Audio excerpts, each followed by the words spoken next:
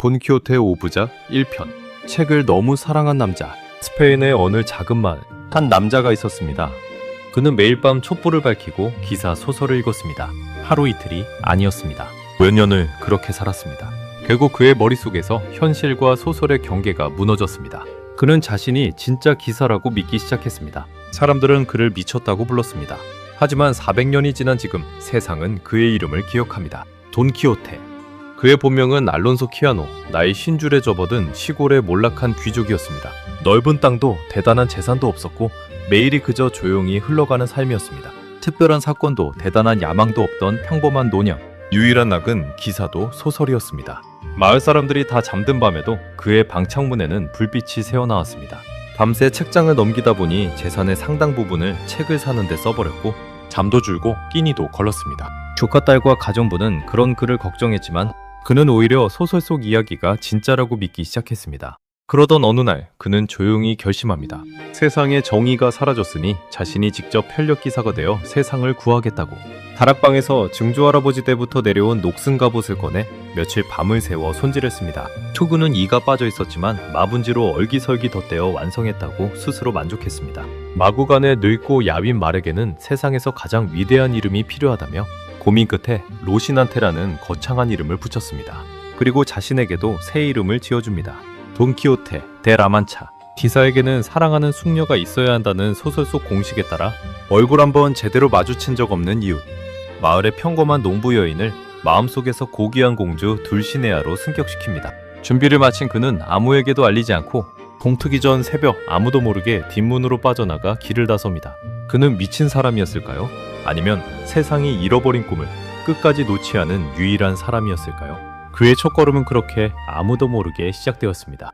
돈키호테 5부작 2편. 풍차와 싸운 남자. 넓은 들판 저 멀리 팔을 휘두르는 거대한 형체가 보였습니다. 마을 사람들은 말했습니다. 저건 그냥 풍차라고.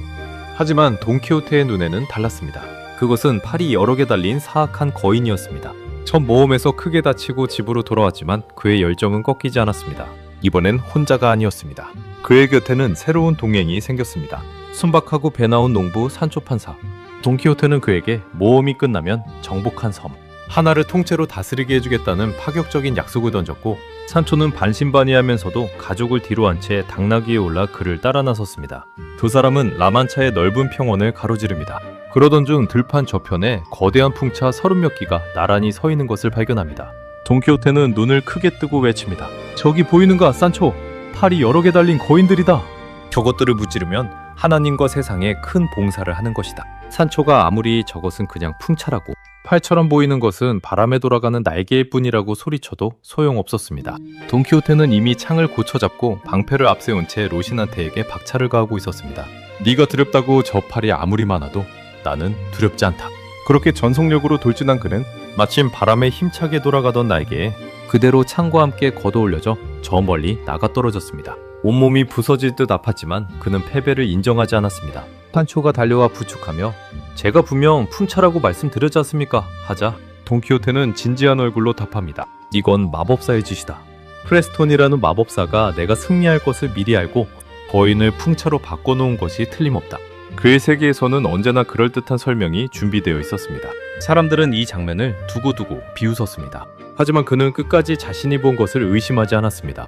어쩌면 그것이 그를 그토록 오래 기억하게 만든 진짜 이유일지도 모릅니다. 돈키호테 5부작 3편. 가장 현실적인 친구.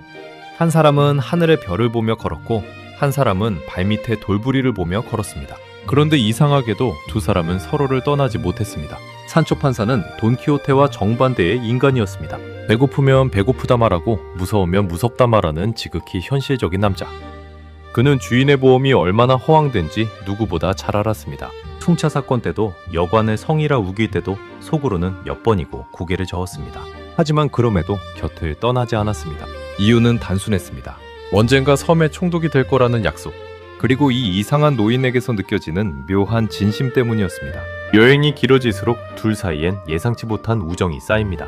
밤이 되면 별빛 아래 나란히 누워 돈키호테는 산초에게 기사도와 명예와 정의에 대해 열변을 토했고, 산초는 그런 그에게 배고픔과 잠자리, 달에 잡힌 물집 같은 지극히 현실적인 삶의 이야기를 들려주었습니다. 돈키호테가 존재하지도 않는 적과 싸우다 크게 다치면 산초는 투덜대면서도 상처에 약을 바르고 밤새 곁을 지켰습니다. 반대로 산초가 낯선 마을에서 공경에 처하면 돈키호테는 망설임 없이 창을 들고 뛰어들었습니다. 서로 다른 두 세계가 부딪히며 티격태격하지만 위기의 순간마다 서로를 챙기는 모습에서 진짜 신뢰가 자라났습니다. 산초는 어느새 주인의 헛소리에 웃으면서도 은근히 그를 지켜주는 존재가 되어 있었습니다. 그리고 돈키호테 역시 입 밖으로 꺼내지는 않았지만 이 소박한 농부 없이는 여정을 계속할 수 없다는 것을 알고 있었습니다.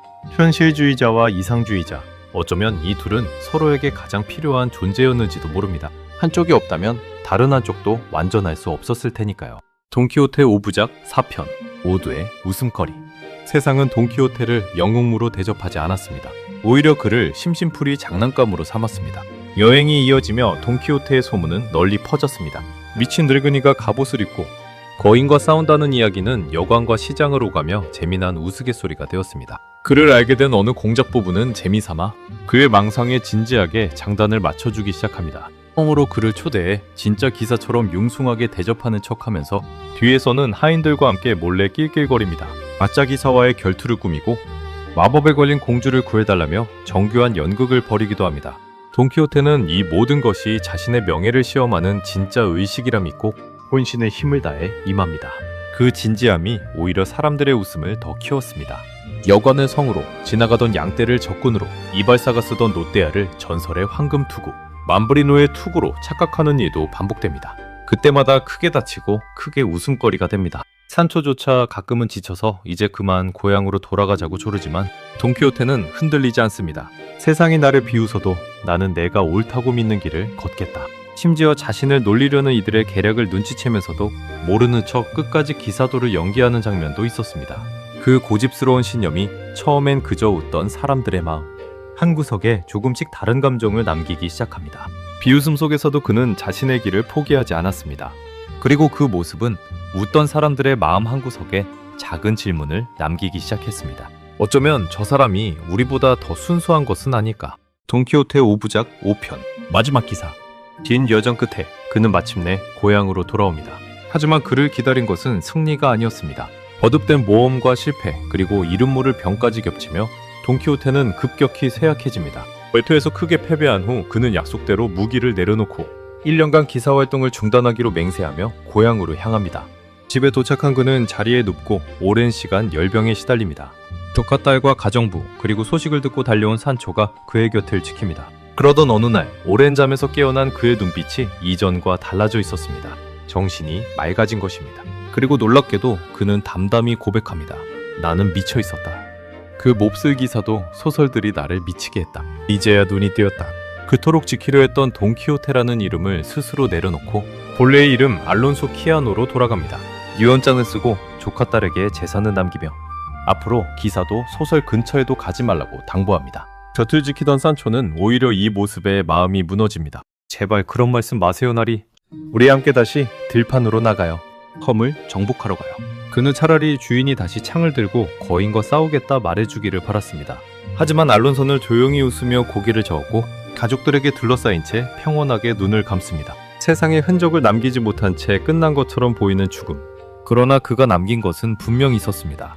사람은 현실만으로 살아갈 수 없다는 것. 그리고 비웃음을 두려워하지 않고 끝까지 꿈을 쫓았던 한 인간의 이야기. 그는 풍차를 이기지 못했습니다. 세상도 바꾸지 못했습니다. 하지만 꿈을 꾸는 사람을 세상은 바보라 부르지만 역사는 그런 사람들의 이름을 오래 기억합니다. 그래서 우리는 400년이 지난 오늘도 다시 돈키호테를 읽습니다.